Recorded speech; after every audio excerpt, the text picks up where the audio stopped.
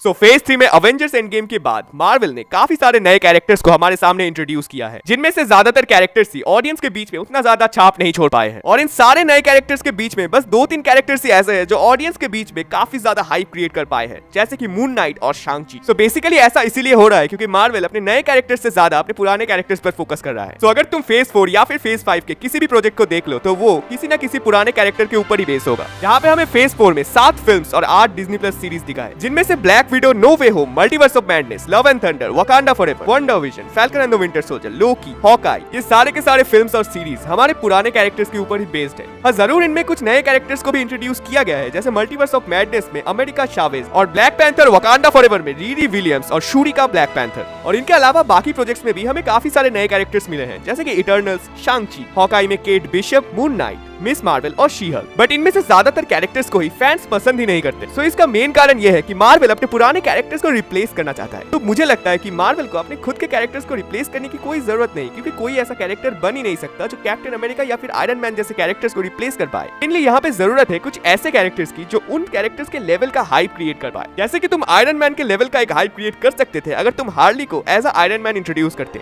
But उसकी जगह उन्होंने वकांडा फॉरएवर में रीरी विलियम्स को इंट्रोड्यूस कर दिया। मगर ठीक है, अगर तुमने बना भी दिया तो बस उसका कोई क्लियर रीजन तो बताओ। मतलब रीरी विलियम्स ने अचानक से एक आयरन मैन का सूट बनाने के बारे में क्यों सोचा? उसके साथ टोनी स्टार्क या फिर आयरन मैन का कुछ तो बैकग्राउंड होना चाहिए। जहाँ पर हार्डली एक ऐसा कैरेक्टर था जिससे फैंस डायरेक्ट कनेक्ट कर पाते आयरन मैन 3 के टाइम से। बट नहीं, उनको एक नया कैरेक्टर लाना है, रीरी विलियम्स, जिसको मेजॉरिटी ऑफ ऑडियंस पहचानती ही नहीं। और मार्वल की तरफ से एक और गलती यह है कि मार्वल ओवर पावर्ड कैरेक्टर्स को ऐसे क्रिएट कर रहा है जैसे कि वो कुछ भी नहीं है। मतलब जब बिना किसी कैरेक्टर डेवलपमेंट के कैप्टन मार्वल को हमारे सामने लाया गया तो किसी भी ऑडियंस को कैप्टन मार्वल उतना ज्यादा पसंद नहीं आया था। तो लॉजिकली मार्वल को फ्यूचर के कैरेक्टर्स के कैरेक्टर आर्क पर ज्यादा फोकस करना चाहिए था उनके पावर अप से। बट नहीं, मार्वल को घंटा कुछ फर्क नहीं पड़ता। उन्होंने सीक्रेट इन्वेजन में गाया जैसे एक नए कैरेक्टर को इंट्रोड्यूस करवा दिया जिसके पास पूरे अवेंजर्स की ताकत है। बट असल में ऐसा नहीं है कि मार्वल किसी भी कैरेक्टर को अच्छे से नहीं ला पा रहा। अगर तुम व्हाट इफ के एपिसोड में काहोरी का कैरेक्टर देखो तो उसका कैरेक्टर आर्क सीक्रेट इन्वेजन में गाया के कैरेक्टर से 1000 गुना अच्छा है। मतलब एक ही सिनेमैटिक यूनिवर्स कैसे एक कैरेक्टर को बिल्कुल भी कैरेक्टर आर्क नहीं दे पा रहा और दूसरे कैरेक्टर को बस एक ही एपिसोड में उससे 1000 गुना बेटर एक कैरेक्टर आर्क दे पा रहा है। मतलब अगर फ्यूचर के प्रोजेक्ट्स में मुझे कभी भी काहोरी दिखेगी तो मुझे पता है कि काहोरी कौन है, उसे कैसे पावर्स मिले और उसके पावर्स मिलने का कारण एकदम जायज है।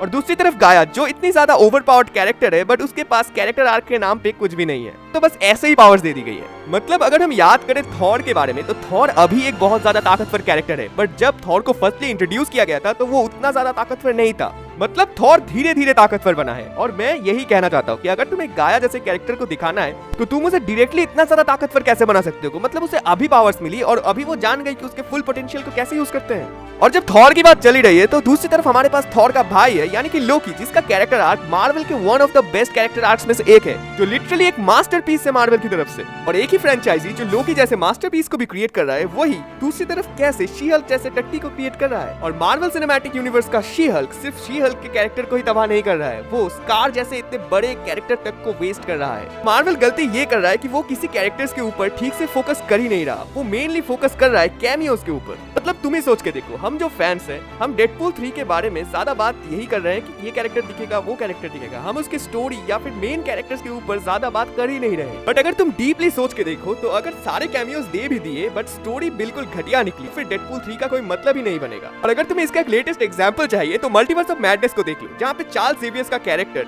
मार्वल में काफी सालों बाद दिखाए, जो एक बहुत बड़ा कैमियो था मार्वल की तरफ से, बट हमने उसे सीरियसली लिया ही नहीं क्योंकि बस स्टोरी को चलाने के लिए उसके कैरेक्टर को स्कारलेट विच के हाथों इतनी दर्दनाक मौत दी गई। तो अगर ऐसा ही डेडपूल 3 में भी हो जाए तो क्या अच्छा लगेगा? तो मेनली जरूरत है स्टोरी का अच्छा होना, उसके ऊपर अगर सोने पे सुहागा कुछ कैमियोस भी मिल जाए तो बहुत बढ़िया। सो फेज 4 के मिक्स रिएक्शन के बाद फेज 5 में अभी तक जितने भी प्रोजेक्ट्स आए उनमें से ज्यादा तो फ्लॉप ही हो गए हैं। बस guardians of the Galaxy volume 3 और लोकी सीजन 2 यही तो ऐसे प्रोजेक्ट्स हैं जो सब में खड़े उतरे हैं। और अभी मार्वल की जितनी भी इज्जत बची हुई है वो मेनली इन्हीं दोनों प्रोजेक्ट्स की वजह से है। तो मार्वल सीरीज का फ्यूचर तो लोकी इसी हद तक बचा लिया, बट मार्वल फिल्म्स का फ्यूचर मेनली अभी डेडपूल 3 के हाथों में है। और डेडपूल 3 से ये डिसाइड हो जाएगा कि मार्वल का फ्यूचर कैसा होने वाला है। और एंड में मैं मार्वल को यही कहना चाहूंगा कि डेडपूल 3 में हमें जरूर काफी सारे कैमियोस दिखने को मिलेंगे, बट ज्यादा फोकस करने की जरूरत है स्टोरी पर।